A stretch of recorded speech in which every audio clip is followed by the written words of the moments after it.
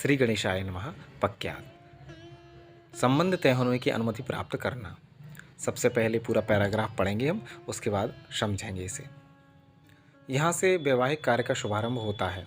दोनों पक्ष लड़का लड़की देखने तथा संतुष्ट होकर सभी बातें तय होने के साथ कन्या पक्ष वर पक्ष के यहाँ विवाह की अनुमति प्राप्त करने जाते हैं तथा संबंध तय होने की स्वीकृति मिलने पर वर पक्ष के यहाँ उनके पूजा स्थान पर भगवान के सामने कम से कम 1 किलो मीठा, कुछ फलों के साथ 1 नारियल तथा 101 रुपये नगद रखकर अगरबत्ती दीपक जलाकर प्रार्थना करना चाहिए कि ईश्वर यह आयोजन सुख से पूर्ण करें। तत्पश्चात वर पक्ष के मुखिया से पूछकर किसी एक सम्माननीय बुजुर्ग को कम से कम 101 रुपये देकर चरण स्पर्श कर आशीर्वाद लेना चाहिए तथा विदा लेते समय घर के छोटे बालक बालिकाएं यदि हों तो उन्हें भी कुछ उचित नगद राशि देकर स्नेहपूर्वक प्रस्थान करना चाहिए। इससे व्यक्ति के व्यवहार तथा प्रेम का आकलन होता है। तो जैसा कि हमने पढ़ा है, अब हम इसे थोड़ा समझते हैं। देखिए, विवाह में सबसे पहली जो क्रिया होती है, सबसे पहला जो विधि होती है या सबसे पहले बिल्कुल विवाह के प्रारंभ में जो होता है उसे पक्यात कहा जाता है। या इसे आप ऐसे समझ सकते हैं, लड़का लड़की को देखना। लड़का लड़की को देखती है, लड़की जो लड़का है वो लड़की को देखता है। लड़की के जो माता पिता हैं, बड़े भैया हैं, जीजा जी आदि हैं, जो उसकी दीदी वगैरह हैं, वो लड़के को देखने जाती हैं। और लड़के के जो मम्मी पापा हैं, छोटे भाई हों, बड़े भाई हों, दीदी हों, वो सब लड़की को देखने जाते हैं। उसके बाद क्या होता है, तो यहाँ पर देखिए, यहाँ पर बताया गया है, लड़की वाले जब संबंध पक्का हो जाए उसके बाद पक्यात करने के लिए, यानी लड़की वालों ने लड़के को देख लिया और लड़के वालों ने लड़की को देख लिया, दोनों परिवार राज़ी हो गए हैं, तो पक्यात होती है।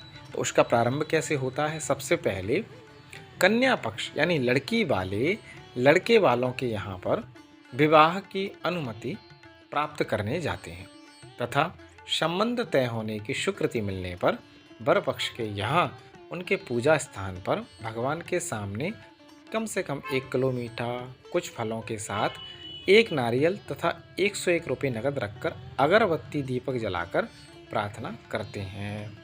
यानी लड़की वाले जो है वो जाते हैं लड़के वालों के यहाँ और अपने साथ कुछ फल, मिठाई, नारियल, रुपये आदि ले जाते हैं और प्रार्थना करते हैं, स्वीकृति मांगते हैं कि हमें दोनों पक्ष जो हम हैं, हमें अपने लड़का लड़की का विवाह करना है। इस तरह से स्वीकृति रहती है एक तरह से।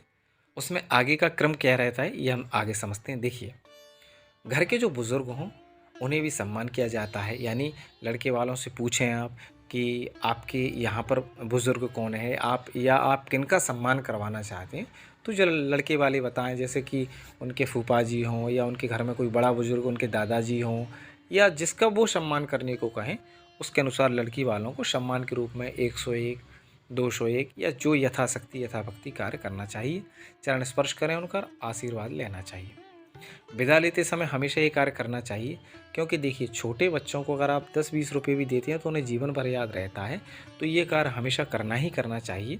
जब आप पक्यात करने जाएं तो घर के जो छोटे बालक बालिकाएं हैं उन्हें भी उचित नगद राशि देनी चाहिए, जो भी आप यथाशक्ति यथाभक्ति देना चाहें।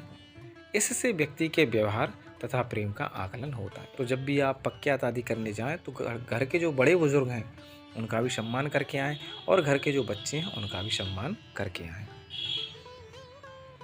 दूसरे नंबर पर है सगाई। तो सबसे पहले हम पढ़ लेते हैं और फिर उसके बाद हम इस पर चर्चा करेंगे। सगाई में एक बड़ा थाल लड्डुओं का एवं 4 थाल छोटे, जिसमें 5 किलो बूंदी के लड्डू, फल, मेवा, मिठाई, वस्त्र, आभूषण, रुपये आदि रखें। 101 रुपये लड़के के हाथ पर रखकर लड़के का तिलक कर हार पहनावे लड़की का भाई।